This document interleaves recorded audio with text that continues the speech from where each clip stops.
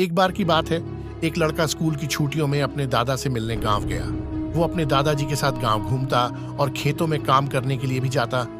एक दिन वो लड़का अपने दादा के साथ खेत में काम करने के लिए गया हुआ था। तो दादा ने उससे शर्त लगाई कि चलो देखते हैं कि खेत की जमीन को फसल की बुवाई के लिए कौन पहले तैयार करता है। उन दोनों ने खेत की आधी जमीन बांट ली और जमीन को नई फसलों की बुवाई के लिए तैयार करने लगे।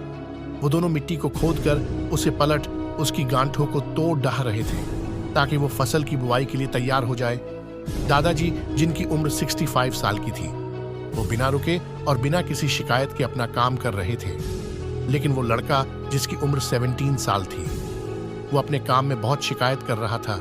वो बार बार रुककर आराम कर रहा था और कह रहा था कि कितना मुश्किल काम है। लेकिन उसके दादाजी बिना रुके और बिना थके काम कर रहे थे।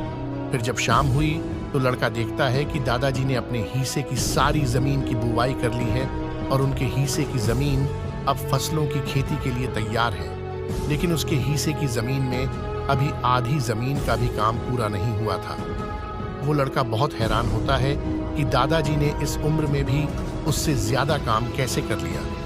वो दादाजी के पास जाता है और उनसे पूछता है कि अपने इतनी उम्र में इतना काम कैसे किया। तो दादाजी ने जवाब दिया कि जब भी हम सोचते हैं कि काम कितना मुश्किल है या फिर अभी कितना काम पड़ा है तो हमारा मन बहाने बनाने लगता है। इन सभी बातों के बारे में सोचना ही हमारे काम को और ज्यादा मुश्किल बना देता है। इसलिए समझदारी इसमें ही है कि हमें अपने तय किए हुए काम के बारे में ज्यादा सोचना नहीं चाहिए और उस काम को करते रहना चाहिए। सिख, इस कहानी से हमें ये सीख मिलती है, यदि हम तय किए हुए काम के बारे में ज्यादा सोचते हैं तो वो काम हमें बहुत ज्यादा कठिन लगने लगता है।